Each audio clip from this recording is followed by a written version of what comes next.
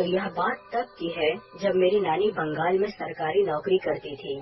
वह एक कोलियरी में काम करती थी, जो कि कोयले की खदान होती है। और मेरी नानी सुबह 8 बजे घर से निकलती और शाम 6 बजे तक घर वापस आती थी। तो यह बात तब की है जब ठंड का मौसम था। और आपको तो पता ही है कि ठंड के मौसम में अंधेरा कितनी जल्दी हो जाता है। तो एक दिन जब मेरी नानी को कोलियरी में काम करते करते थोड़ा ज्यादा वक्त हो गया था, बाकी सभी उनके साथ ही चले गए थे और उन्होंने मेरी नानी से भी कहा था कि आओ चलो चलते हैं। लेकिन मेरी नानी ने कहा कि अभी मुझे थोड़ा कुछ और काम है, आप लोग जाओ, मैं आती हूँ।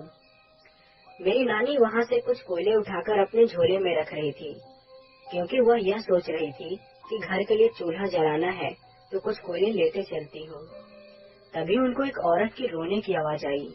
तो उन्होंने सोचा, अरे सब लोग तो चले गए हैं, शायद कोई और औरत होगी जो मेरी ही तरह रुकी हुई है। लेकिन वह औरत दर्द के मारे रो रही थी। तो मेरी नानी को लगा कि शायद वह औरत मुसीबत में है। तो जहाँ से आवाज आ रही थी, मेरी नानी उस तरफ बढ़ने लगी और खदान में ज्यादा रोशनी भी नहीं थी।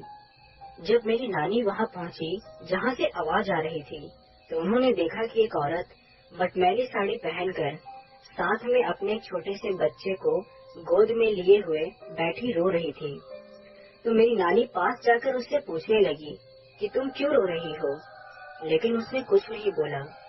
मेरी नानी ने फिर से उससे पूछा कि अरे क्या तुम कोई मुसीबत में हो, लेकिन फिर भी उसने कुछ नहीं बोला। तो मेरी नानी को लगा शायद यह औरत कोई पागल है जो यहाँ खदान में चली आई है। लेकिन मेरी नानी ने जाते जाते उससे बोला कि अगर तुमको बाहर चलना है तो आओ मेरे पीछे पीछे। इतना बोलकर मेरी नानी चलने लगी। तो उन्होंने एक नजर घुमाकर देखा तो वह औरत भी उठकर उनके पीछे पीछे आने लगी थी। लेकिन उसका बच्चा जो गोद में था वह लगातार रोए जा रहा था। लेकिन मेरी नानी ने सोचा शायद वह भूखा है, इसलिए वह रो रहा है और वह औरत उसकी माँ है, तो शायद वह उसे अपना दूध पिलाकर चुप करा ही देगी। लेकिन कुछ वक्त बीतने के बाद भी वह बच्चा रोए जा रहा था। तो मेरी नानी उससे यह बोलने के लिए पीछे मुड़ी कि अरे बच्चा रो रहा है, कम से कम उसे दूध पिलाकर चुप तो करा दो। लेकिन जब मेरी नानी पीछे मुड़ी तो वहाँ कोई नहीं था। इतना देखकर मेरी नानी को थोड़ा घबराहट हुआ कि अभी तो वह औरत मेरे पीछे ही आ रही थी, तो अचानक गायब कहाँ हो गई। फिर मेरी नानी आगे की तरफ मुड़ी तो वह औरत उनके सामने आ गई। और अब जो मैं आपको बताने वाला हूँ, शायद उसे सुनकर आप यकीन नहीं करेंगे, क्योंकि जब मेरी नानी ने उस औरत को देखा तो वह अपने बच्चे का ही हाथ खा रही थी और उसी के दर्द के कारण वह बच्चा लगातार रोए जा रहा था। इतना देखकर मेरी नानी वहीं बेहोश हो गई। और दूसरी तरफ मेरी मम्मी और मेरे मामा लोग घर में नानी का इंतजार कर रहे थे। और जब वक्त ज्यादा हो गया और अंधेरा भी ज्यादा हो गया, तब वह बगल वाले चाचा के यहाँ गए, जो कि वह भी नानी के साथ कोलियरी में काम करते थे। मेरी मम्मी और मेरे मामा ने उनसे रोते हुए कहा कि चाचा जी अभी तक मेरी माँ नहीं आई है। इतना सुनकर वह चाचा हैरान हुए कि अरे जब मैं घर वापस आ रहा था तो मैंने तुम्हारी माँ से बोला था कि अरे चलो घर चलते हैं, लेकिन तुम्हारी माँ ने कहा कि अभी मैं थोड़ी देर में घर आ जाऊंगी और वह अभी तक नहीं आई है, ये कैसे हो सकता है। इतना बोलते वक्त उन चाचा के चेहरे पर एक अजीब सी घबराहट थी। उन्होंने आसपास के 3-4 लोगों को इकट्ठा किया और फिर उस खदान की तरफ जाने लगे। उस समय तकरीबन रात के 8:30 बज रहे थे। जब सभी लोग उस कोयले की खदान के अंदर गए तो उन्होंने देखा कि मेरी नानी वहाँ पर बेहोश पड़ी थी। फिर सब लोगों ने उनको मिलकर उठाया और उनको घर वापस ले आए। फिर जब मेरी नानी को तकरीबन 1.5 घंटे बाद होश आया तो वह बहुत घबराई हुई थी। तो मेरे चाचा ने पूछा कि तुम वहाँ बेहोश क्यों हो गई थी। तब उन्होंने जो बताया वह सुनकर सभी लोग घबरा गए। लेकिन उन चाचा के चेहरे पर ज्यादा डर नहीं था, क्योंकि कहीं न कहीं वह इसके बारे में कुछ न कुछ जानते थे। लेकिन उस वक्त उन्होंने इसके बारे में कुछ नहीं बताया। अगली सुबह रविवार था और आपको तो पता ही है कि रविवार को सरकारी नौकरी में छुट्टी होती ही है। फिर तकरीबन सुबह 11 बजे तक वह चाचा हमारे घर आए और बैठकर हमसे बातें करने लगे। फिर उन्होंने मेरी नानी को जो बताया उसे सुनकर मेरी नानी सहम सी गई थी। उन्होंने बताया कि तकरीबन 4 साल पहले कोयले की खदान के पास एक छोटी सी झोपड़ी थी और वहाँ एक शराबी रहता था और उस शराबी के माता पिता भी बूढ़े हो चुके थे। तो उनको यह चिंता थी कि मेरा बेटा तो शराबी है लेकिन उसकी शादी अभी तक नहीं हुई है। तो उसके माँ बाप ने एक गरीब घर की लड़की से अपने बेटे की शादी करा दी और उसकी शादी के केवल 6 महीने ही हुए थे कि उसके पेट में बच्चा ठहर गया था। लेकिन पति के शराबी होने के कारण उसके घर का खर्चा नहीं चल पा रहा था। तो उसने कोयले की खदान में काम करने की सोची और वह इस हालत में भी कोयले की खदान में काम करती थी। इस तरह करते करते उसको कुछ महीने बाद एक छोटा सा बच्चा हुआ और ठीक बच्चा पैदा होने के बाद ही उसके बूढ़े सास ससुर चल बसे। इतना देखकर उसका शराबी पति बहुत दुखी हुआ, लेकिन उसने सोचा कि शायद उस औरत और इसके बच्चे के कारण ही मेरे माँ बाप मारे गए हैं, क्योंकि वह यह सोचता था कि यह औरत और इसका बच्चा मेरे घर के लिए अशुभ है और तभी इस बच्चे के पैदा होने के बाद ही मेरे माता पिता चल बसे। वह औरत जब कोयले की खदान में काम करने के लिए आती थी तो साथ में अपने छोटे से बच्चे को भी लेकर आती थी और उसको दूध पिलाकर साइड में एक जगह उसको सुला देती थी और फिर वह अपना काम करती थी। वह अपने बच्चे को घर पर इसलिए नहीं छोड़ सकती थी क्योंकि उसका पति शराबी था और जब वह अपना ख्याल नहीं रख सकता तो वह छोटे बच्चे का ख्याल कैसे रख पाएगा। तो एक सुबह उस औरत और उसके पति के बीच में बहुत ही ज्यादा झगड़ा हुआ। वह औरत उससे झगड़ा करके अपने काम के लिए निकल गई थी और साथ में उसने अपना बच्चा भी ले लिया था। और दूसरी तरफ उसका शराबी पति बहुत ही ज्यादा खुन्नस में था और वह उसको मारने का प्लान बना रहा था। तो जब दोपहर को 2:30 बजे लंच हुआ तो सभी लोग कोयले की खदान से बाहर आकर खाना खाने लगे, लेकिन वह औरत अपने बच्चे को लेकर उसी खदान में बैठी थी कि तभी उसका शराबी पति चुपके से आकर अपनी बीवी और उस बच्चे को खदान के पास वाले कुएं में चाकू से मारकर उन्हें उस कुएं में फेंक देता है और वहां से चुपके से भाग जाता है। लेकिन कुछ दिनों बाद पता चला कि उस शराबी की लाश उसी कुएं के पास ही मिली है। जब सब लोगों ने देखा तो कहने लगे कि अरे, यह तो वही औरत का पति है जो इस खदान में काम करती थी और वह औरत भी कई दिनों से दिखाई नहीं दे रही थी। फिर काफी छानबीन के बाद जब देखा गया कि कुएं में 2 लाश ऊपर तैर रही हैं, जब उन लाशों को निकाला गया तब पता चला कि वह औरत और उसका बच्चा इस कुएं में कई दिनों से मरे हुए पड़े हैं और तब से उस औरत की आत्मा उस खदान और कुएं के पास भटकती रहती है और आज वह एक साख चुन्नी बन चुकी है क्योंकि उसकी नई नई शादी हुई थी। और तब उन चाचा ने बताया कि जब कोई औरत की नई नई शादी हुई होती है या फिर जब वह गर्भावस्था में होती है तो उस समय अगर उसकी मौत हो जाए तो वह साख चुन्नी बन जाती है। इतना सुनकर मेरी नानी ने कसम खा लिया कि आगे चाहे जितना भी बड़ा काम हो, उस खदान में अंधेरा होने से पहले ही वह घर वापस आ जाया करेंगी। दोस्तों, यह दूसरी कहानी भी मेरी नानी ने बताई है और यह कहानी भी बंगाल में हुई थी। और जिस गांव में मेरी नानी रहा करती थी उस गांव का नाम था बोगड़ा चट्टी। जो बंगाल के लोग होंगे तो उनको यह नाम जरूर पता होगा। तो दोस्तों, मेरी नानी बताती है कि जब उनके गांव में एक बहुत ही अमीर जमींदार रहता था और उसका केवल एक ही बेटा था और इकलौता बेटा होने के कारण उसको वह हर खुशी मिलती जो एक गरीब और एक मिडिल क्लास फैमिली के लड़के को कभी नहीं मिल सकती थी। वह जो कुछ भी मांगता वह जमींदार अपने बेटे की हर ख्वाहिश को पूरा कर देता था। उस जमींदार का नाम था शुभजीत बनर्जी और उसके बेटे का नाम था आशुतोष बनर्जी।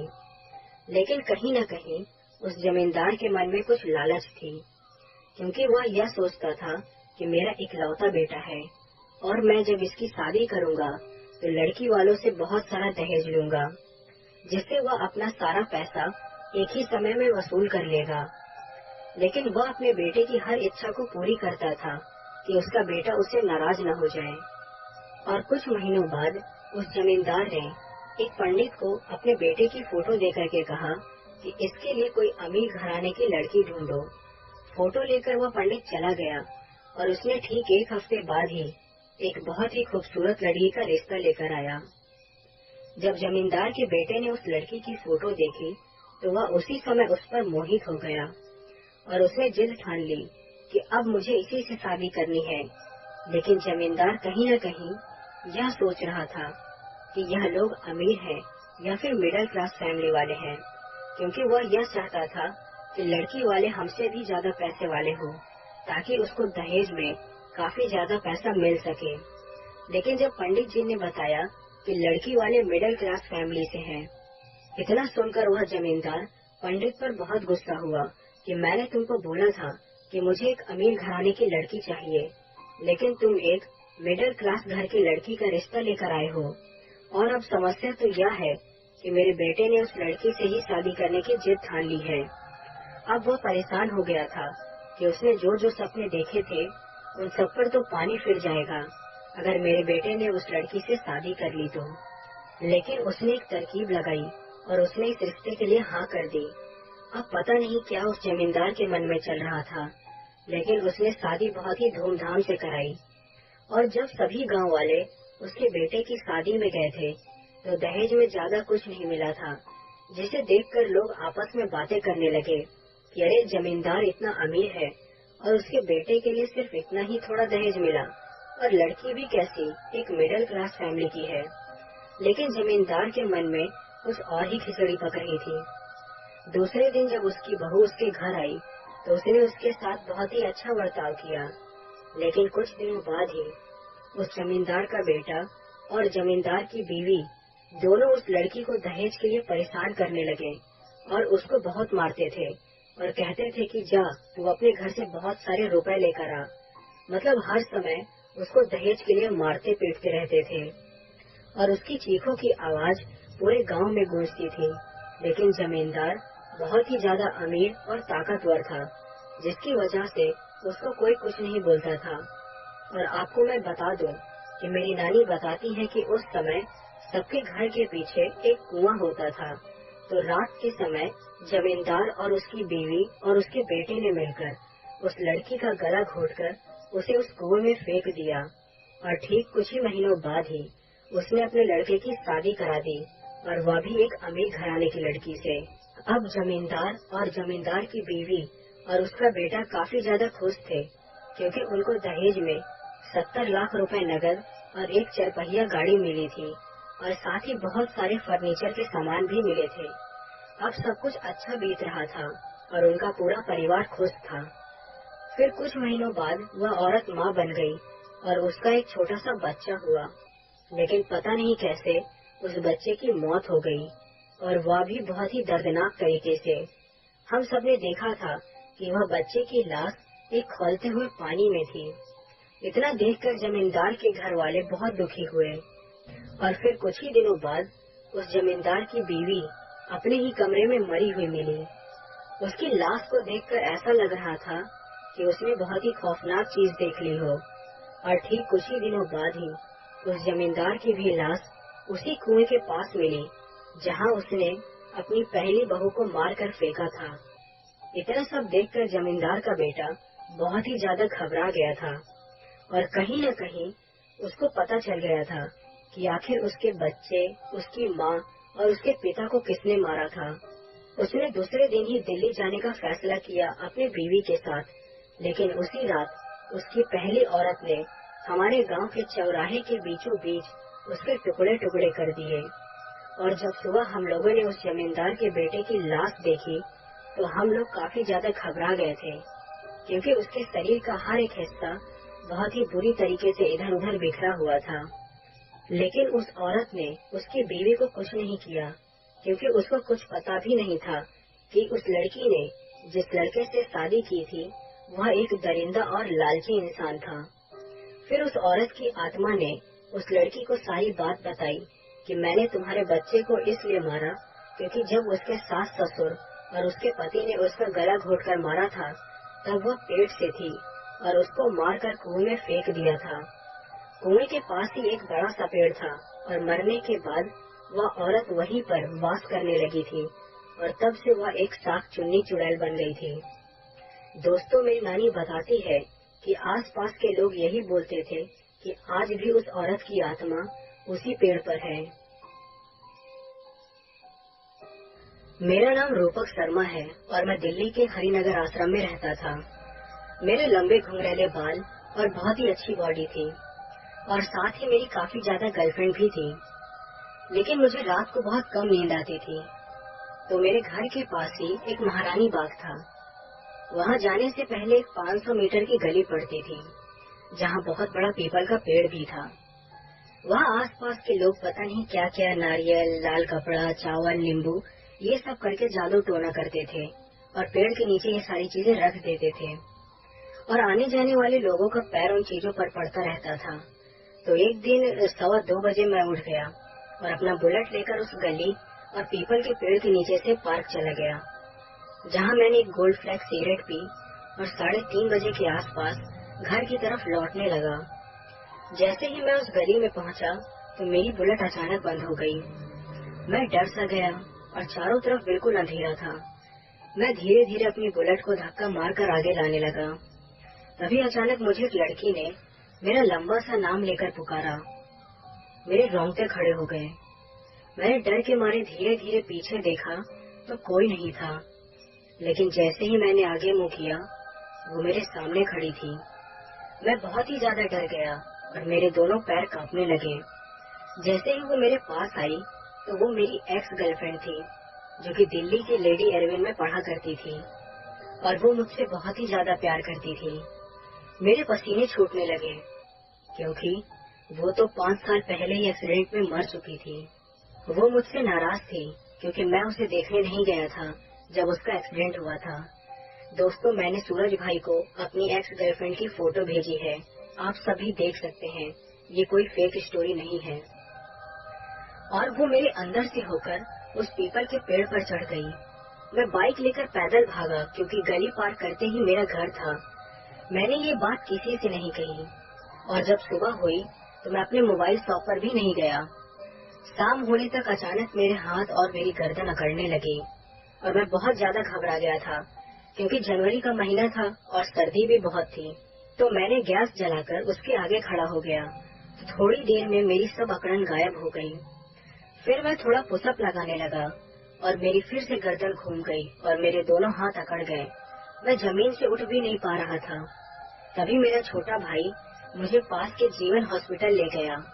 उन्होंने वहाँ मेरा एक्सरे किया, हार्ट बीट चेक की और बीपी चेक किया। सब कुछ नॉर्मल था, लेकिन डॉक्टर हैरान था कि जब सब कुछ नॉर्मल है तो प्रॉब्लम कहाँ है। फिर मुझे एक रूम के बेड पर लेटा दिया गया और फिर नींद का इंजेक्शन लगा दिया गया। मैं बेहोश होने लगा। मुझे लग रहा था कि मेरी छाती पर कोई चढ़कर बैठा है। मैं नींद के नशे में था पर नींद नहीं आ रही थी।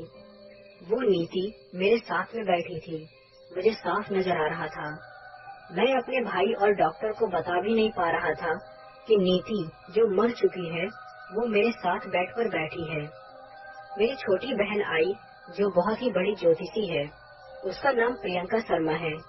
मैंने अपनी बहन के कानों में कहा कि बहन, नीति जो एक्सीडेंट में मर चुकी है वो मुझे लेने आई है। मेरी बहन डर गई और गुरुजी को तुरंत उसने फोन करके हॉस्पिटल आने को कहा। गुरुजी पंचमुखी हनुमान जी के भक्त और बहुत बड़े एस्ट्रोलॉजर भी हैं। उनका नाम श्री मनोज जुएल है। गुरुजी जैसे ही रूम में आए तो नीति वहाँ से गायब हो गई और मेरी छाती जो भारी हो गई थी वह अब हल्की हो गई। उन्होंने मेरी छाती पर एक मंत्र पढ़ा और मेरे तकिए के नीचे हनुमान जी का एक लॉकेट रख दिया और मैं बहुत गहरी नींद में सो गया। मुझे 2 साल लगे ठीक होने में, पर आज भी जब मैं अपनी बुलेट चलाता हूँ तो ऐसा लगता है कि नीति मेरे पीछे वाली सीट पर बैठी है। मैं आज भी इसकी वजह से थोड़ा डिस्टर्ब हो जाता हूँ। मुझे ऐसा लगता है कि एक न एक दिन ये लेकर ही जाएगी मुझे। याद करते ही आ जाती है। शायद इसी को कहते हैं दिस इज ट्रू लव। किसी शहर में एक बंगला था और वह बंगला बहुत ही पुराने समय का बना हुआ था। पिछले 8 वर्षों से उसमें कोई रहता भी नहीं था और चाहकर भी लोग उसमें कभी नहीं रह पाते थे। उसमें रहने वाले लोग या तो 24 घंटे से पहले उस बंगले से निकल जाते या फिर उनकी लाशें वहाँ मिलती थी। बहुत खोजबीन के बाद भी यह कभी पता न चल सका कि आखिर उस बंगले में रहने वाले लोगों की लाशें क्यों मिलती हैं, और अगर लाशें नहीं मिलती तो लोग क्यों इस बंगले को छोड़कर चले जाते हैं। और यह रहस्य आज रहस्य ही बना हुआ है। एक 28 वर्षीय हट्टा कट्टा नौजवान था और उसका नाम अश्वनी परमार था। वो बहुत मजबूत होने के साथ साथ बड़ा ही बहादुर भी था। अश्वनी परमार को जब बंगले के बारे में पता लगा तो उसने ठान लिया कि वो इसका रहस्य जानकर रहेगा। आखिर क्यों लोग इस बंगले में नहीं रह पाते। मजबूत इरादे के साथ उसने बंगले में रहने की पूरी तैयारी की, और जब वह बंगले की तरफ कदम बढ़ा रहा था तभी बंगले के मुख्य द्वार पर एक अनजान व्यक्ति ने अश्वनी को रोक लिया और कहा, सुनो भाई।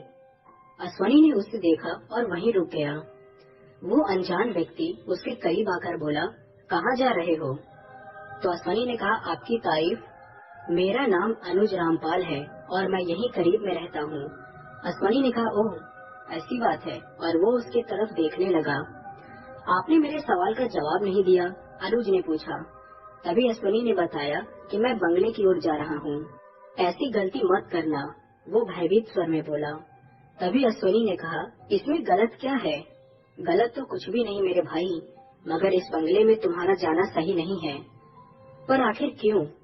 मैं जो कह रहा हूँ उसे समझो और सवाल मत करो, पर कुछ तो कहिए। आखिर वास्तव में इस बंगले में जाने वाले हर व्यक्ति की जान खतरे में क्यों पड़ जाती है?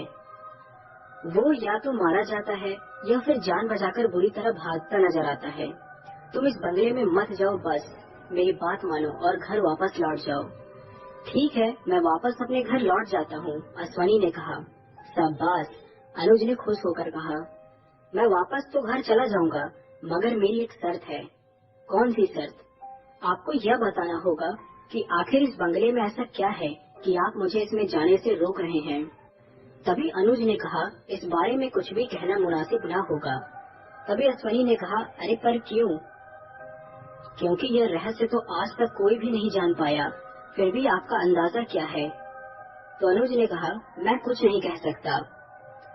तो उसने कहा कि अरे आप तो यहीं करीब में रहते हैं, तो जाहिर सी बात है कि बंगला आपकी नजरों में रहता है, लिहाजा आपको थोड़ा तो आभास होगा कि इस बंगले में वह कौन सा खतरा है जो लोगों के नाम मौत का पैगाम लिख देता है।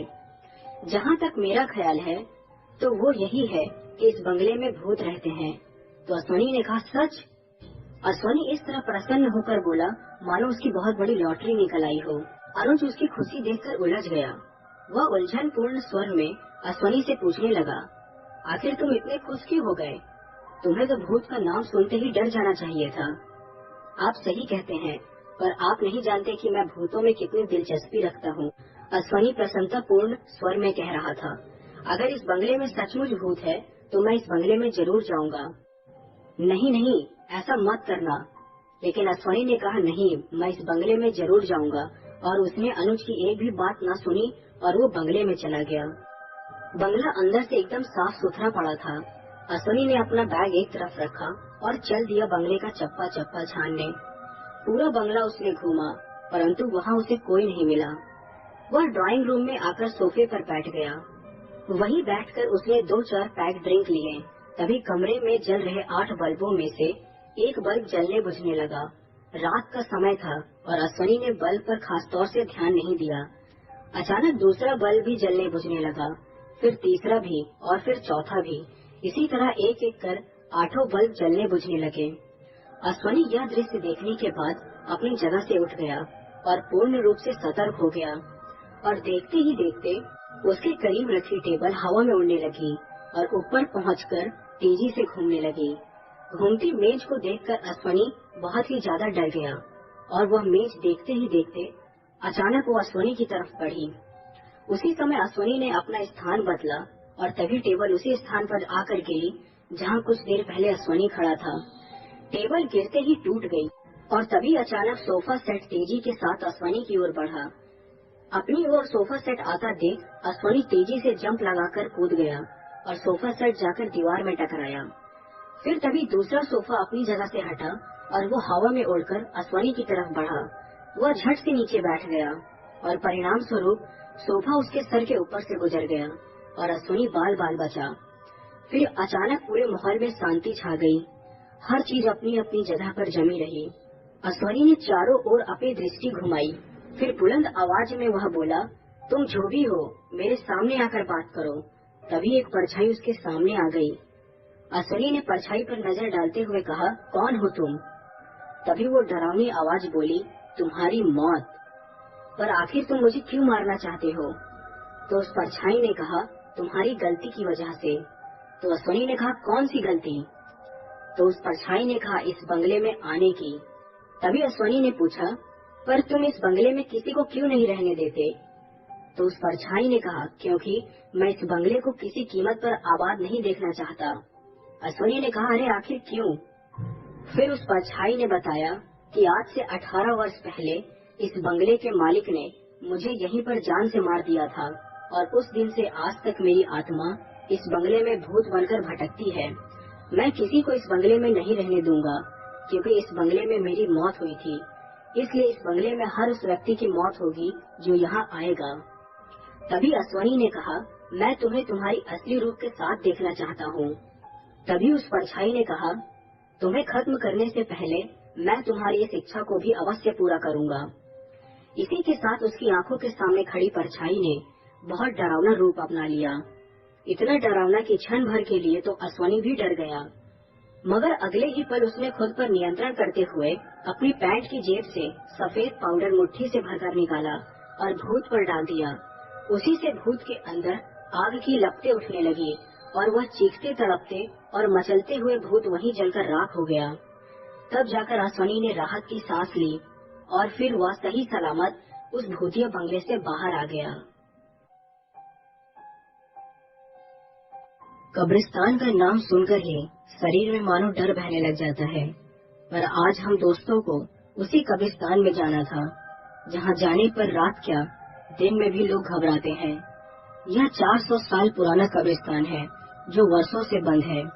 यहाँ कोई नहीं जाता और ये शहर से करीब 8 किलोमीटर दूर स्थित है। प्रवीण और उसके साथियों से शर्त जो लगी है कि जो इस कब्रिस्तान के आखिरी छोर पर स्थित पानी के तालाब से कमल का फूल लेकर आएगा, उसे शर्त के अनुसार कॉलेज में यूनियन का हेड बना दिया जाएगा और हारने वाला जीतने वाले की हर बात मानेगा। मैं, राजीव, सौरभ, प्रवीण और रोहन दूसरी तरफ गए और गेट से हम पांचों अलग हो गए। कब्रिस्तान इतना बड़ा है कि हम लोग अलग होने के बाद शायद एक दूसरे से न मिले। अंत में सभी को गेट पर ही आना था। मैं जल्दी जल्दी अंदर जाने लगा, क्योंकि हेड बनना बहुत बड़ी बात थी। जैसे ही मैं आगे की ओर पहुंचा तो एक लड़की कब्र के ऊपर बैठकर रो रही थी। पहले तो मैं उसे देखकर काफी डर गया कि इतनी रात को यहाँ यह लड़की कौन है, कोई भूत वूत तो नहीं। पर वह इतनी जोर जोर से सिसकियां लेकर रो रही थी कि मुझे लगा कि उसे जाकर पूछना चाहिए कि क्या हुआ है। मैंने पास जाकर उसके कंधे पर हाथ रखा और बोला, क्या हुआ?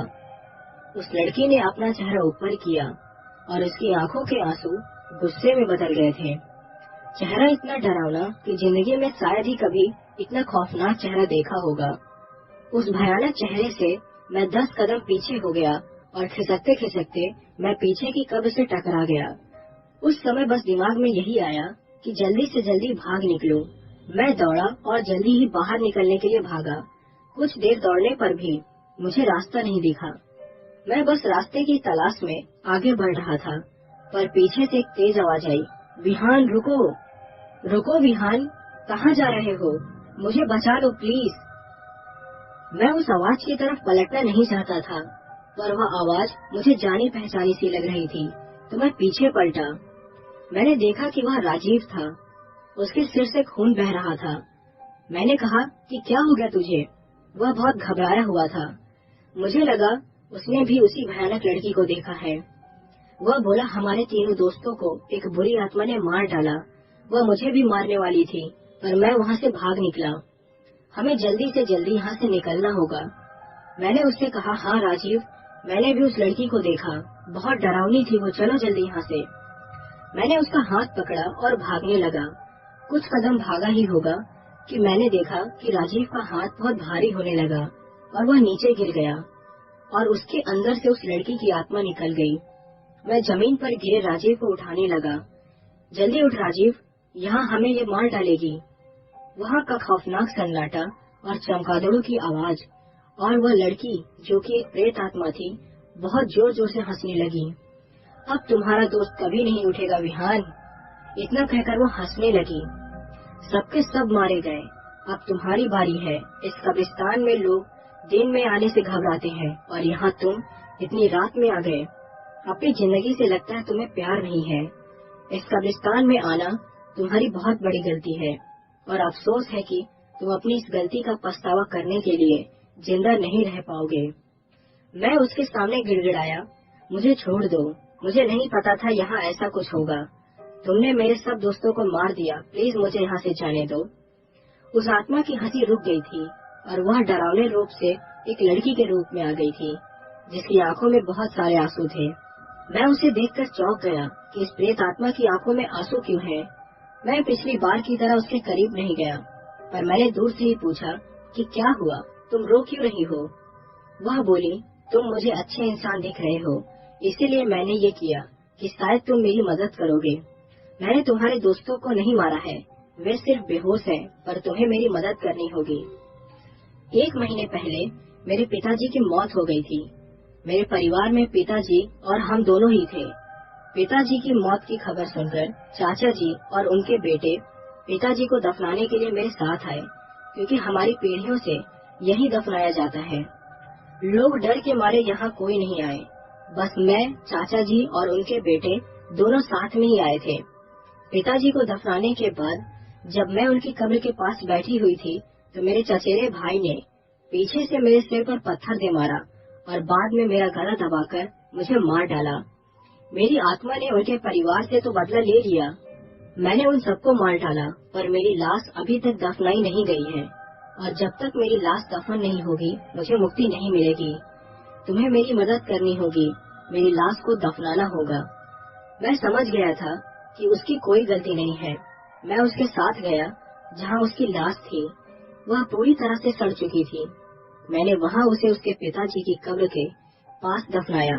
उसने मुझे हाथ में कमल का फूल दिया और कहा, शुक्रिया, अब तुम अपने दोस्तों को यहाँ से लेकर चले जाओ। मैं सभी दोस्तों को लेकर जल्दी लौट गया। वह रात आज भी मेरी आंखों के सामने आती है तो मेरी आंखें नम हो जाती हैं कि कोई सिर्फ पैसे, जमीन, जायदाद के लिए अपने परिवार को ही कैसे मार सकता है।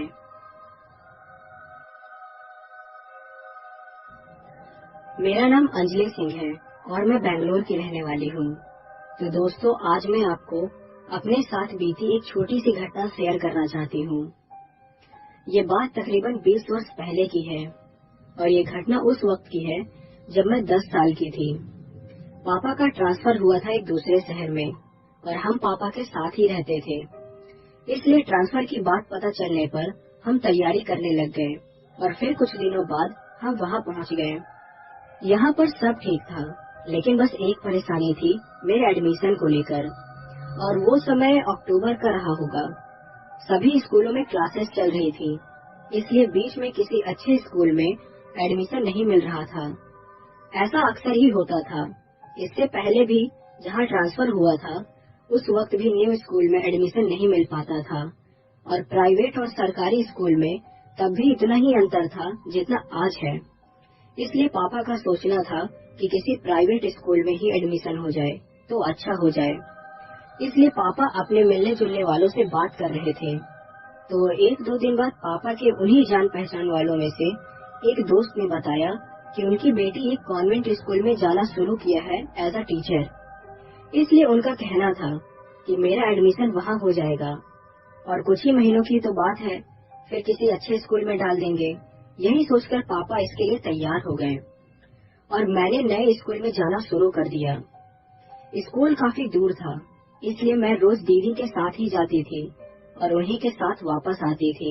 इसलिए स्कूल खत्म होने के बाद भी मैं स्कूल में ही रुकती थी और उनके काम के खत्म होने का इंतजार करती, और जब उनका काम खत्म हो जाता तो हम लोग घर के लिए निकल पड़ते। स्कूल खत्म होने के बाद मैं वैसे तो अक्सर सभी टीचर्स के साथ ही बैठी रहती थी, उनका काम करने का तरीका देखती रहती या कभी कभी पढ़ने लग जाती। लेकिन उस दिन मैं प्लेग्राउंड में चली आई। हमारा प्लेग्राउंड बहुत बड़ा था। मॉर्निंग प्रेयर से लेकर बाकी प्रोग्राम भी वहीं पर अरेंज किए जाते थे। मैं अकेले ही वहाँ घूम रही थी कि मुझे अचानक से कुछ सूझा। हमारे प्लेग्राउंड की दीवार, जो ज्यादा ऊंची नहीं थी, वहाँ से कब्रिस्तान दिखाई पड़ता था। कब्रिस्तान पास ही था, इसलिए उसमें कब्रों के ऊपर लगे स्टोन और कब्रों के उभार साफ नजर आते थे। इसलिए मेरे दिमाग में एक आइडिया आया। मैंने सोचा क्यों ना इन कब्रों को ही गिना जाए। ऐसा सोचकर मैं उन कब्रों को गिनना शुरू कर दिया। 1, 2, 3, 4 इस तरह करते करते मैंने 13 तक गिन डाले। मुझे ऐसा करके बड़ा मजा आया और मैंने इसके बारे में किसी को कुछ नहीं बताया। और अब तो मैं रोज ही ऐसा करने लगी। कब्रें गिनती और खुश होती और वहीं खड़े उन कब्रों को देखती रहती। ऐसा करने पर मुझे डर नहीं लगता था। हर रोज दोपहर को मेरा यही खेल था। रोज की तरह उस दिन भी मैंने दीदी को बोला कि मैं खेलने जा रही हूँ और ग्राउंड में आ गई और मैंने फिर से कब्रें गिनना शुरू कर दिया। 1, 2, 3 इस तरह करते करते मैंने 8 तक गिना। मैंने कहा 8? आज और कब्रें क्यों नहीं दिखाई दे रही मुझे? मैंने खुद से पूछा कि यार उस दिन तो मैंने 13 कब्रें गिनी थी, तो ये आज 8 कैसे हो गई? मैंने फिर से एक बार गिनने की कोशिश की, लेकिन इस बार भी उतनी ही कब्रें थी, यानी कि 8। अब तो मैंने बार बार गिनना शुरू कर दिया, लेकिन ये क्या? ये तो एक एक करके गायब हो रही है। मेरी आंखों को अब एक भी कब्र पर लगा स्टोन और उभार नजर नहीं आ रहा था। इसी बीच मेरे सर में बहुत तेज दर्द होने लगा और मैं बुरी तरह डर गई। उस प्ले ग्राउंड में कोई नहीं होता था और मैं अकेले ही वहाँ जाती थी, इसलिए अब मैं बहुत तेजी के साथ वहाँ से भागी और दीदी के पास जाकर बैठ गई। उस दिन घर आते आते मुझे बहुत तेज बुखार आ गया था। मम्मी को समझ नहीं आ रहा था कि मुझे बुखार कैसे आ गया। फिर उन्हें लगा कि शायद इसे ठंड लग गई है, पर अब मैंने मम्मी को सारी बात बता दी। मम्मी से मुझे बहुत सारी डांट पड़ी और दोबारा ऐसे ना करने के लिए बोला गया। उस दिन के बाद मैंने दोबारा कभी कब्रें गिनने की कोशिश नहीं की, लेकिन हालांकि मेरा मन बहुत किया करता था, लेकिन मजबूरी थी, क्योंकि उस वाक्य को याद करते ही मेरे मन में एक अजीब सी डर पैदा हो जाती थी। ये बात साल 2015 की है, जब मनोज लोनावला पुणे के कॉलेज में पढ़ता था। शांत स्वभाव होने के कारण उसके दोस्त ना के बराबर थे और माता पिता से भी कोई खास अच्छा रिश्ता नहीं था। एक बहन थी जिसकी शादी 2 साल पहले हो चुकी थी और एक गर्लफ्रेंड जिसकी वो ज्यादा फिक्र नहीं करता था। कुल मिलाकर कहें तो उसकी जिंदगी अपने तक ही सीमित थी। कॉलेज बहुत बड़ा था और स्टूडेंट्स को सारी सुविधाएं भी कॉलेज के अंदर ही अवेलेबल करा दी जाती थी, तो बाहर जाकर कुछ खरीदने का सवाल ही नहीं होता था। कॉलेज के तीसरे साल में होने और दोस्त के ना के बराबर होने के कारण मनोज को एकांत बहुत ज्यादा पसंद था। वो ज्यादातर अकेला रहना ही पसंद करता। आज यूं ही बिना कुछ सोचे समझे अपनी मोटर बाइक निकालकर बस हाईवे पर निकल पड़ा। मोटर बाइक पर अकेले मीलों घूमकर आना उसे सुकून देता था, पर आज वह सुबह से ही बहुत ज्यादा उदास, परेशान और गुस्से में था। हाईवे पर एक छोटी सी चाय की दुकान के पास रुककर उसने चाय मंगाई और चाय पीते पीते उसने अपने पिता को फोन लगाकर पैसे भेजने की बात कही, पर परीक्षा में कम नंबर आने और 2 सब्जेक्ट में फेल होने की बात पता चलते ही उन्होंने पैसे भेजने से साफ इनकार कर दिया। मनोज को पैसों की बहुत जरूरत थी, तो उसने सोचा क्यों ना बहन को फोन करे या फिर गर्लफ्रेंड से ले ले। इसे उधेड़ बुन में उसने पहले गर्लफ्रेंड को फोन लगाया और उससे बातें करने लगा, पर बात होने के बजाय दोनों की लड़ाई होने लगी और जाने कहाँ की बात कहाँ तक पहुँच गई और दोनों ने एक दूसरे से कभी न बात करने के वादे के साथ फोन काट दिया। एक अजीब सी चिढ़ उसके मन में हो गई थी और आज सुबह से ही सब बुरा सा हो रहा था उसके साथ। उसने फिर मोटर बाइक उठाई और हाईवे पे निकल गया। तभी अचानक जोर की बारिश होने लगी, लेकिन उसे तो जैसे कुछ सूझ ही नहीं रहा हो, बस बढ़ता चला जा रहा था। मोटर बाइक चलाते हुए कब रात के 8 बज गए उसे पता ही नहीं चला। अब तक बारिश भी रुक गई थी, पर अधिक बारिश होने के कारण हर तरफ कीचड़ ही कीचड़ था। हाईवे से एक रास्ता घने जंगल की तरफ निकलता था, जो बहुत सुनसान और वीरान था। रात में उधर जाने की हिम्मत भी कोई नहीं करता था और उन्हीं वीरान जंगलों के बीच एक कब्रिस्तान था। क्योंकि मनोज भूत प्रेत में विश्वास नहीं रखता था और न ही डरता था, तो मोटर बाइक एक तरफ लगाकर कब्रिस्तान में दीवार फांद के घुस गया। मन तो पहले से ही काफी परेशान था, इसलिए बिना कुछ सोचे समझे जाकर एक साफ सुथरी कब्र पर बैठ गया। नाम पढ़ा तो पता चला कि एडवर्ड नाम का कोई व्यक्ति था। अभी सोच ही रहा था कि कहीं से किसी के चलने की आवाज सुनाई दी। चारों तरफ बारिश के कारण कीचड़ ही कीचड़ था और दूर दूर तक पसरा सन्नाटा। चलने की आवाज और साफ सुनाई देने लगी। इधर उधर देखा तो उसे लगा कि कोई चौकीदार होगा शायद, पर थोड़ी दूर पर कोई आता दिखाई दिया। उस इंसान ने फौज के कपड़े पहन रखे थे। जब वो और भी पास आया तो उसकी नीली आंखें, भूरे बाल और दूध सा सफेद रंग साफ दिखाई देने लगा। मनोज पहले तो समझ नहीं पाया, और जब उसे अपनी तरफ आते देखा तो उठ खड़ा हुआ और पूछा, कौन हो तुम? बिना कुछ जवाब दिए उसने इशारे से वो कब्र दिखाई जहाँ मनोज बैठा हुआ था। उसका चेहरा इतना शांत और निर्मल था कि उसे देखकर भी मनोज को डर नहीं लगा। उसने और पास आकर अपना हाथ मनोज के कंधों पर रखा। इतने करीब से वो पहली बार किसी रूह को देख रहा था। वो छाया इतनी हल्की थी, उसके आर पार सब कुछ दिखाई दे रहा था। अब तो मनोज को डर लगने लगा था कि अब पता नहीं वो रूह उसके साथ क्या करेगी। ऐसा सोचते हुए उसने अपनी आंखें बंद कर ली और थोड़ी देर तक जब कुछ नहीं हुआ तो आंखें खोली और देखा वो आत्मा एक खतरनाक रूप धरे हवा में झूलती हुई उसके सर के ऊपर खड़ी है। अब डर के मारे उसे काटो तो खून नहीं सा हाल हुआ जा रहा था। उल्टे पैर इतनी तेजी से भागा और सीधे कब्रिस्तान के बाहर ही रुका। मोटर बाइक उठाई और वापस हाईवे की ओर मुड़ चला। अभी हाईवे पर ही पहुंचा था कि सड़क पर एक औरत दिखी जो लिफ्ट मांग रही थी। मनोज ने सोचा, इतनी सुनसान सड़क पर कहां से आ गई ये लड़की। अभी मोटर बाइक रोकने ही वाला था कि उस लड़की के आधे जले चेहरे पर उसकी नजर पड़ी। अब तक उसको समझते देर न लगी कि वो एक हॉन्टेड एरिया में जा फंसा है और बिना रुके अपने हॉस्टल आ गया। अब वो खुद को सुरक्षित महसूस कर रहा था और घर वालों की अहमियत भी समझ आ रही थी। सबसे पहले अपने पापा को फोन लगाकर माफी मांगी और फिर गर्लफ्रेंड से अपने बर्ताव के लिए माफी मांगी और दोनों बातों में खो गए। मेरा नाम नवीन है और आज मैं आपको अपनी आप बीती बताना चाहता हूँ। ये बात दिसंबर की है। उस रात बहुत ही ज्यादा ठंड थी और मुझे और मेरे दोस्त को एक शादी में जाना था।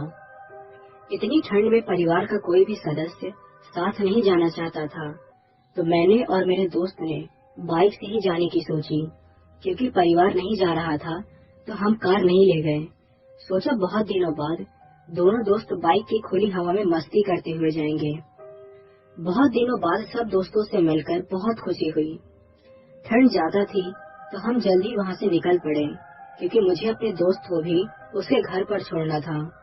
खुली बाइक पर दोस्त के साथ बहुत अच्छा लग रहा था और बातों ही बातों में कब उसका घर आ गया पता ही नहीं चला। उसे उतार कर मैं आगे की ओर चल दिया और ठंड भी बहुत लग रही थी। आगे का रास्ता काफी ज्यादा सुनसान था और मैं भोलेनाथ का भक्त भोले बाबा का नाम लेता हुआ आगे बढ़ने लगा। मैं कुछ ही दूरी पर गया ही था कि सुनसान सड़क पर एक लड़की दिखाई दी जो मुझसे लिफ्ट मांगने का इशारा कर रही थी। लेकिन मेरे समझ में नहीं आ रहा था कि इतनी रात गए किसी अनजान लड़की को लिफ्ट देना सही होगा क्या।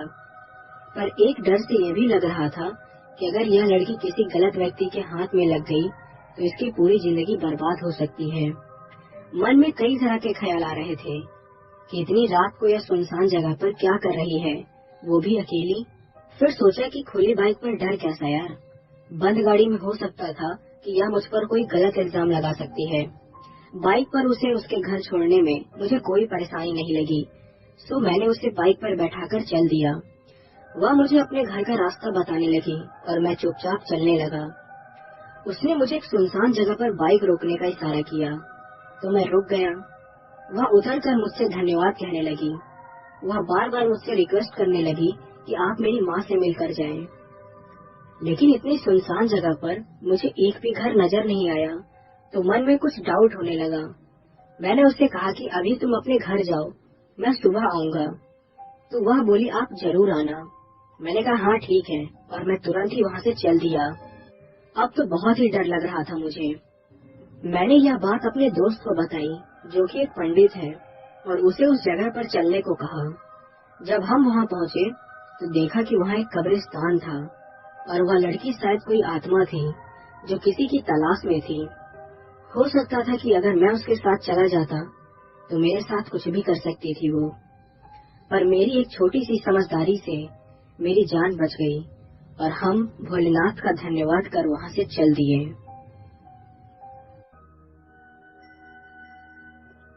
मेरा नाम शमसुल जमा है और मैं लखनऊ का रहने वाला हूँ। और ये घटना जो मैं आज आपको बताने जा रहा हूँ, ये मेरी बेगम के साथ हुआ था। मेरी बेगम का नाम समीना है, तो आगे की दास्तान मैं अपनी बेगम के ही नजरिए से बताऊंगा। मेरी बेगम ने कहा, अम्मी आज मेरी दोस्त का बर्थडे पार्टी है और मैं वहाँ जा रही हूँ, तो रात तक आ जाऊंगी, आप फिक्र न करें।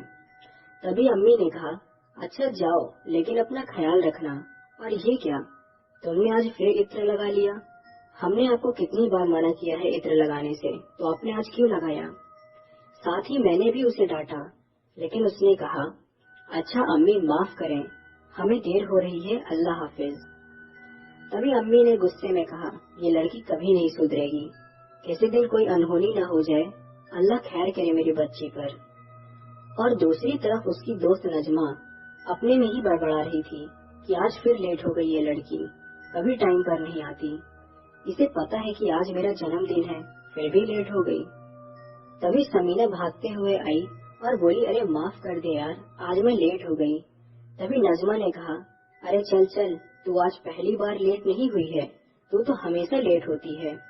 अच्छा बता मैं कैसी लग रही हूँ? तभी समीना ने कहा, अरे मेरी जान, आज तो तू बहुत सुंदर लग रही है, मेरी दोस्त, आज तो तू एक जन्नत की परी लग रही है। अरे शुक्रिया शुक्रिया, वैसे भी तू भी कुछ कम नहीं लग रही है। अच्छा अब सारे लोग चलो, केक काटने का समय हो गया है। तभी समीना बोली, हाँ हाँ जल्दी चल, वैसे भी मेरी वजह से बहुत लेट हो गया है। अब सारे दोस्त बहुत खुश थे और साथ ही समीना भी बहुत खुश थी, लेकिन समीना को आने वाली मुसीबत के बारे में जरा भी अंदाजा नहीं था, क्योंकि उसे कोई बड़े प्यार से देख रहा था। समीना के उड़ते हुए बाल और उसका हंसना, सब कुछ बड़े प्यार से देख रहा था। साथ ही समीना की इत्र की खुशबू उसे मदहोश कर रही थी। समीना ने बोला, यार अब मुझे जाना होगा, शाम हो रही है और अम्मी ने कहा था कि शाम तक आ जाना, तो अच्छा ठीक है अब मैं जा रही हूँ। तभी उसकी दोस्त नजमा बोली, अच्छा ठीक है चली जा, लेकिन हाँ अपना ख्याल रखना और घर जाकर जल्दी कॉल कर दियो, और वैसे भी आज तेरी तबीयत कुछ ठीक नहीं लग रही है। और दूसरी तरफ समीना जैसे ही घर पहुंची तो अम्मी ने रोक लिया। तभी अम्मी ने कहा, कैसी रही आज की पार्टी? और अरे ये क्या, तेरा चेहरा इतना लाल क्यों हो रहा है, और तेरी आंखें भी लाल हो रही हैं, सब ठीक तो है ना बेटा? तभी समीना ने कहा, हाँ अम्मी, बस सर दर्द हो रहा है और थोड़ा सा बुखार है, थोड़ी देर आराम करूंगी तो ठीक हो जाऊंगी। अच्छा अब मैं कमरे में जा रही हूँ। समीना जैसे ही कमरे में कदम रखती है तो उसका सिर और भी भारी होने लगता है, वो तुरंत बेड पर जाकर गिर जाती है। उसको अपना बदन भारी लगने लगता है, वो तुरंत बेहोश हो जाती है। लेकिन बेहोशी में भी उसे ऐसा लग रहा था जैसे उसके साथ कोई संभोग कर रहा हो, और उसे बहुत दर्द भी हो रहा था, लेकिन वो हिल भी नहीं पा रही थी। उसको ऐसा लग रहा था कि किसी ने उसको जकड़ रखा हो। जब सुबह होती है तो समीना के कमरे से कोई आवाज नहीं आती, और समीना रोज के मुकाबले देर तक सोती रहती है। और मैं आपको बता दूं कि मैं काम के चलते ज्यादातर शहर के बाहर ही रहता था, और उस दिन मैं दोपहर को 2 बजे तक शहर से बाहर चला गया था। जैसे ही समीना के ससुर यानी मेरे अब्बू ने दरवाजा खोला तो वो सहम से गए। अब्बू ने कहा, अरे शमसुल जमा की अम्मी, जल्दी आओ। जब सब घर वाले ने समीना को देखा तो समीना हवा में उड़ रही थी और जोर जोर से हंस रही थी और कह रही थी कि मैं समीना से बहुत मोहब्बत करता हूँ और ये मेरी है सिर्फ, और इतना कहकर वह बहुत तेज हंसने लगी। मेरे अब्बू को समझते देर न लगी कि उनकी बेटी पर कोई जिन्नात का साया है, लेकिन मेरे अब्बू ने मुझे इसके बारे में कुछ नहीं बताया था। वो तुरंत जाकर एक बहुत बड़े मौलवी को ले आए और जैसे ही मौलवी ने कमरे में कदम रखा तो समीना जोर जोर से चिल्लाने लगी और कहने लगी कि चला जाए यहाँ से तू। तभी मौलवी ने कहा, कौन है तू और क्यों आया है यहाँ, बोल। मौलवी अल्लाह का पाक पानी समीना के ऊपर डालते हैं तो समीना जोर से चीखती है और बोलती है कि मुझे छोड़ दो। तभी मौलवी कहते हैं, तो बता क्यों आया है तू यहाँ। तभी वो जिन्नात बोलता है, मुझे समीना पसंद है और मैंने जब पहली बार समीना को देखा था तो मैं तभी इस पर आशिक हो गया था। मौलवी ने कहा, छोड़ दे इस बच्ची को और चला जा यहाँ से। तभी जिन्नात कहता है कि नहीं, मैं नहीं जाऊंगा समीना को छोड़कर, लेकिन हाँ, मैं वादा करता हूँ कि मैं कभी भी न इस घर को और न ही समीना को कभी भी कोई नुकसान नहीं पहुँचाऊंगा। मौलवी से सारे घर वाले राय लेते हैं कि इस जिन्नात की बात पर भरोसा करना चाहिए या नहीं। तभी मौलवी कहते हैं, जिन्नात अपने वादे के पक्के होते हैं और ये समीना को कोई नुकसान नहीं पहुंचाएगा क्योंकि ये समीना पर आशिक है। हम इस पर भरोसा कर सकते हैं। और देखते ही देखते कुछ महीनों बाद समीना माँ बन जाती है, लेकिन पता नहीं क्यों समीना को ऐसा लगता है कि ये बच्चा उसी जिन्नात का है क्योंकि उसकी आंखें और उसका रूप बहुत ही अलग था, जैसा कि वो किसी और दुनिया का हो। लेकिन एक बात तो है, वो बच्चा बहुत ही ज्यादा सुंदर है और हम लोग उसको बहुत ही प्यार करते हैं।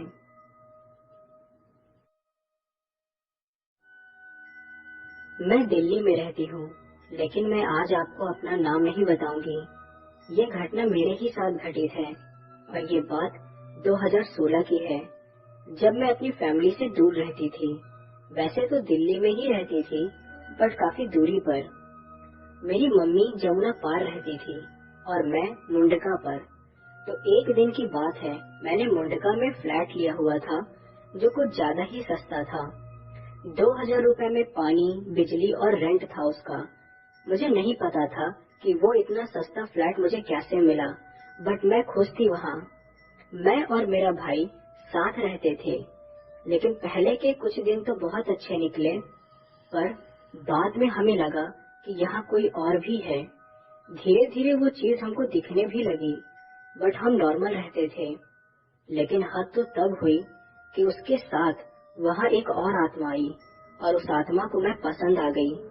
लेकिन मुझे पता ही नहीं चला कि उसने मुझ पर कब काबू कर लिया। मेरा भाई बताता है कि मैं पूरी रात नहीं सोती थी और बेड पर उल्टी लेट जाती थी, जैसे कि सिर नीचे और पैर ऊपर हो। एक दिन मेरे भाई ने हिम्मत करके उस आत्मा से बात की तो वो बोला कि मुझे ये लड़की पसंद है और मैं इसके साथ ही रहूंगा। तब भाई ने मम्मी को बताया और मम्मी ने पंडित जी से बात की तो उन्होंने मेरे फ्लैट पर आकर पूजा की। तो उस आत्मा ने बताया कि वो मेरे पीछे एक पार्क से आई है और उसको मैं बहुत पसंद हूँ, पर पंडित जी ने कहा इसको छोड़ दे, ये बच्ची है। लेकिन वो नहीं माना, पर पंडित और मेरे भाई के बहुत कहने पर वो मान गया और बोला ठीक है, पर जब भी ये मुझे याद करेगी या मेरे बारे में सोचेगी मैं फिर आ जाऊंगा। और हाँ, जो इसके अंदर जिन है वो भी मुझे बहुत तंग करने लगा है। और ये कहकर वो चला गया। दोस्तों, शायद आपको मेरी ये स्टोरी डरावनी ना लगे, बट वो पूरा साल मुझे याद ही नहीं, यानी कि 2016 अगस्त से मेरे साथ क्या क्या हुआ मुझे याद ही नहीं। पर कोई कोई जिन बहुत अच्छे होते हैं, उन्होंने मेरा हर टाइम बहुत साथ दिया है। लेकिन मैंने इनसे कभी कुछ नहीं मांगा, क्योंकि मैंने सुना है कि इनसे कुछ मांगो तो ये आपसे भी कुछ मांगते हैं, इसलिए मैंने कभी कुछ नहीं मांगा।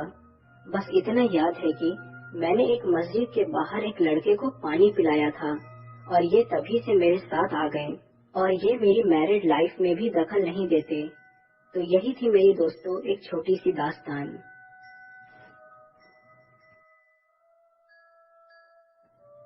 मेरा नाम रवि सचदेव है और आज मैं आपको अपने साथ बीती 2 सच्ची घटनाएं बताने जा रहा हूँ, जिसमें से पहली घटना मेरे बचपन की है।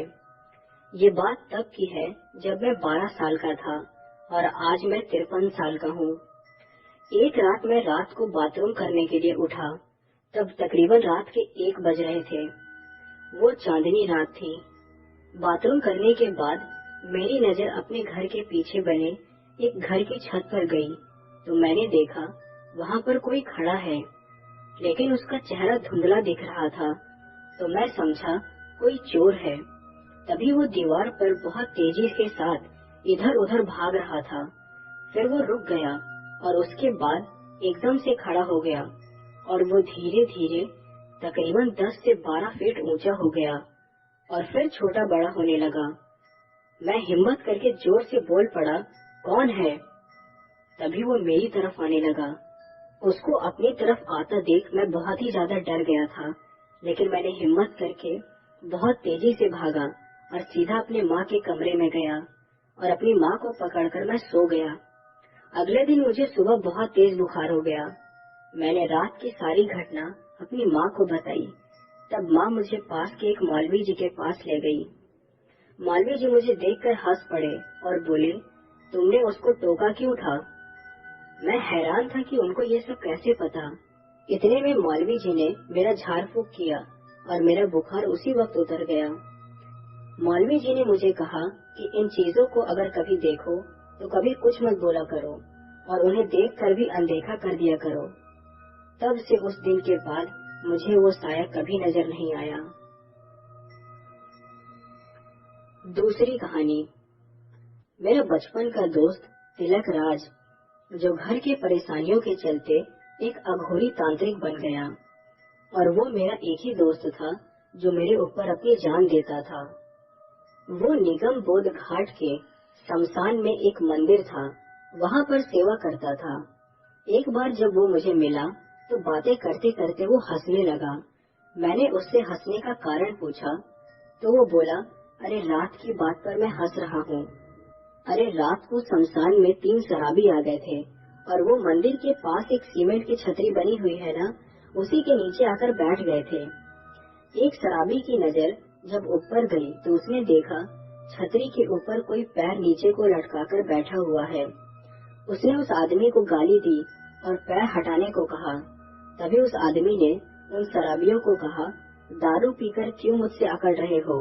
शराबी ने उससे कहा, तू नीचे आएगा या फिर मैं ऊपर आऊं?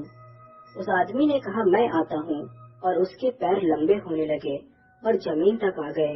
ये देखकर 2 शराबी तो बेहोश हो गए और एक भाग गया। तिलक ये सब देख रहा था। तिलक ने उसको कुछ न करने का इशारा किया और वो आदमी वहाँ से गायब हो गया। तो मुझे तिलक ने बताया वो एक बहुत ही ताकतवर जिन्नात था। इस जिन्नात ने कई तांत्रिकों की पिटाई भी की थी जो इसको सिद्ध करने के लिए आते थे। तभी मैंने तिलक को कहा कि वो इसको सिद्ध क्यों नहीं करता, तो उसने कहा, ये जिन्नात उसके पास आने को खुद बोल रहा है, मगर मेरे पास इससे भी ताकतवर शक्तियाँ हैं। मैं अपने पास भीड़ लगाकर क्या करूँगा? लेकिन आज मेरा दोस्त इस शमशान में नहीं है। 20 फरवरी 2012 को मेरी बाहों में उसने आखिरी सांस ली।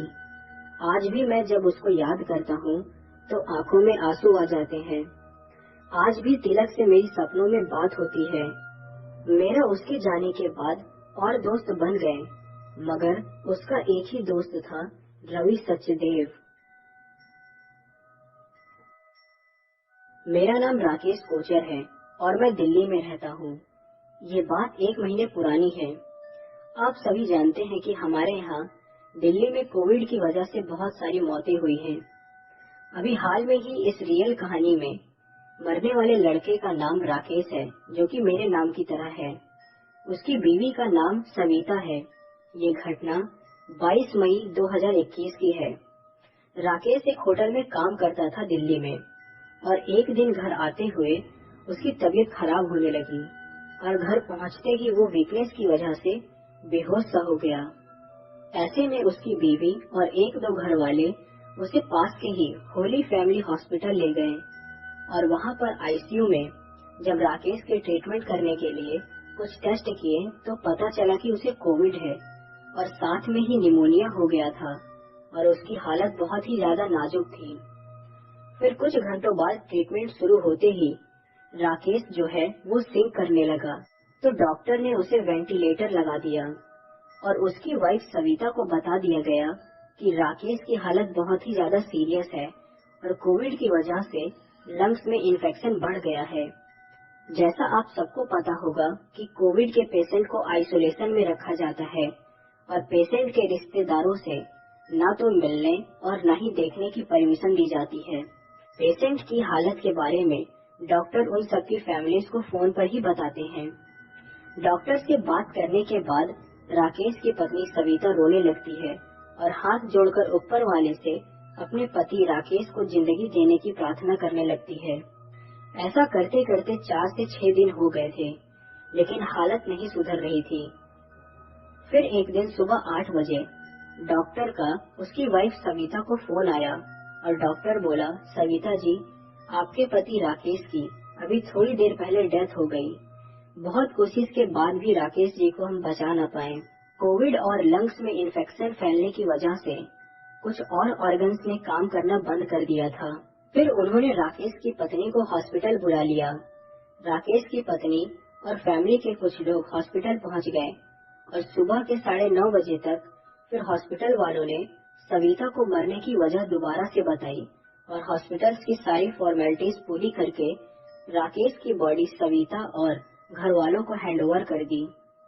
घर वालों ने एक एम्बुलेंस हायर की और राकेश की बॉडी को घर ले गए, जो कि हॉस्पिटल से ज्यादा दूर नहीं था। एम्बुलेंस से लेकर घर तक सविता रोए जा रही थी और राकेश का सर अपनी गोद में रखी हुई थी। जब तक घर पहुंचते तब तक दोपहर के 12:30 बज चुके थे। फिर घर वाले अंतिम क्रियाक्रम करने के लिए जो भी सामग्री चाहिए होती है वो खरीद लाए थे और दोपहर के 2 बजे तक सारी तैयारियां करके घर वाले राकेश की बॉडी को अंतिम स्नान के लिए ले जाने लगे।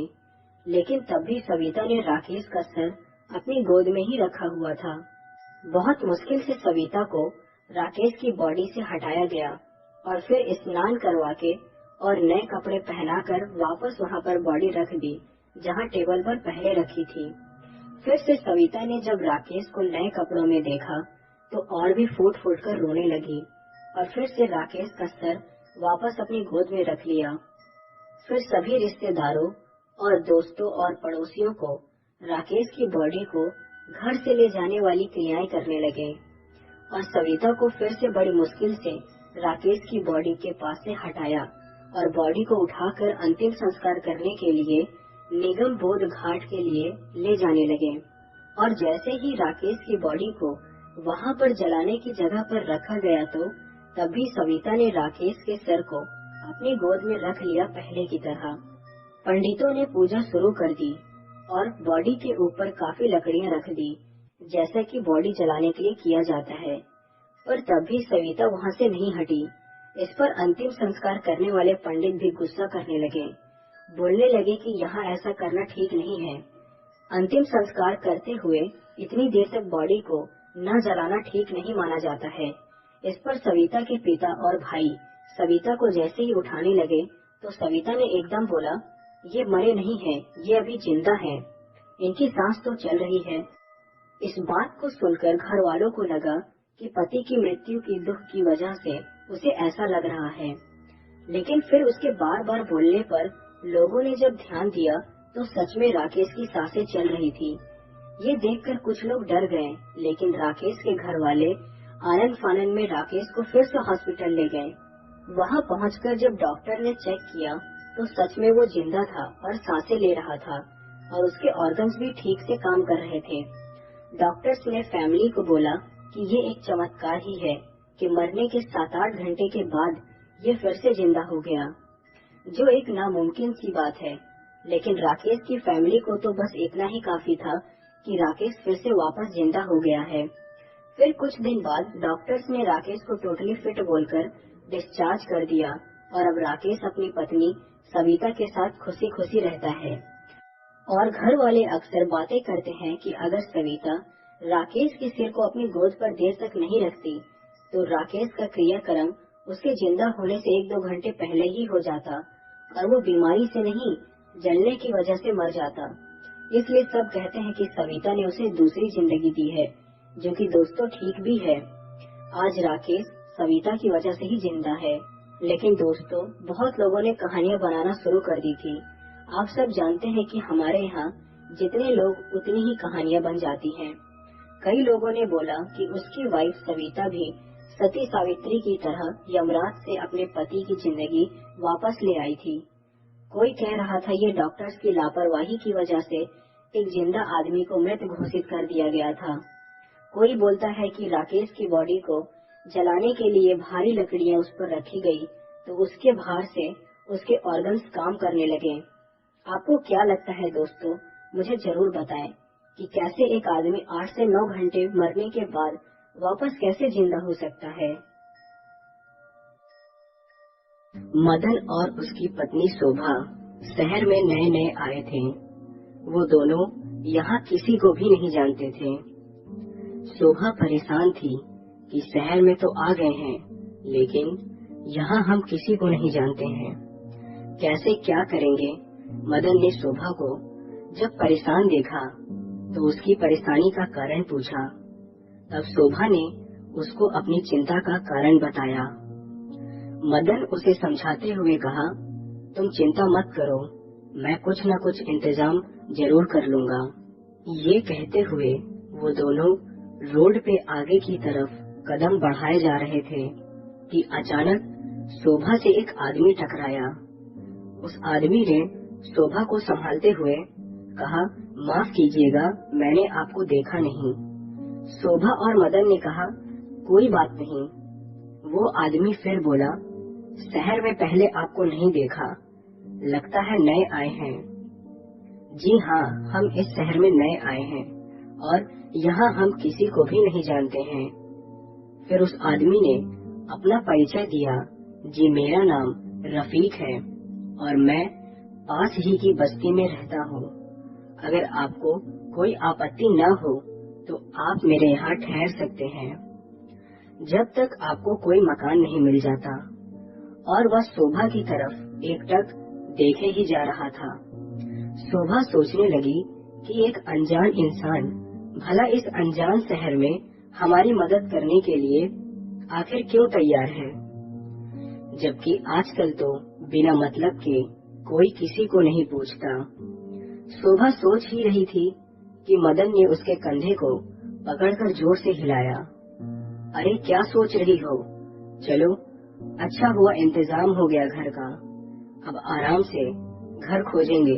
कहते हुए मदन ने राहत की सांस ली। दोनों रफीक के साथ उसके घर आ गए। आप लोग मुंह हाथ धो लीजिए, मैं बाहर से आपके लिए कुछ खाने को ले आता हूँ। कहते हुए रफीक शोभा की तरफ घूरती हुई नजरों से देखते हुए दरवाजे से बाहर की ओर निकल गया। रफीक के जाने के बाद शोभा ने मदन से कहा, सुनिए जी, मुझे ये आदमी कुछ ठीक नहीं लग रहा और ना ही ये जगह है मुझे सही नहीं लग रही है।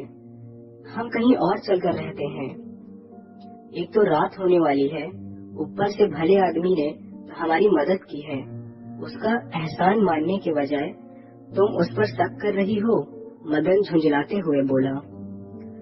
बेचारी शोभा समझ नहीं पा रही थी कि मदन को कैसे समझाए, क्योंकि बस वही रफीक की उन नजरों को महसूस कर पा रही थी और मदन था कि रफीक के गुण गाते नहीं थक रहा था। रात हो गई, खाना खा के सब सो गए। करीब रात के 2 बजे शोभा को अपने हाथ के ऊपर कोई नुकीली चीज महसूस हुई। कई बार तो शोभा ने नींद में ही उस चीज को झटक दिया। थोड़ी देर बाद फिर उसे अपने हाथ के ऊपर वो नुकीली चीज महसूस होने लगी। अब शोभा की आंखें खुली, उसने इधर उधर देखा तो रात के सन्नाटे के अलावा वहाँ कोई नहीं था। जैसे ही वो अपने बिस्तर पर लेटने को मुड़ी, उसके सामने एक विकराल शरीर वाला कोई था, जो इंसान तो बिल्कुल नहीं था। शरीर मानो जैसे सड़ा गला मांस, जिसकी दहकती हुई लाल आंखें शोभा के एकदम सामने थी।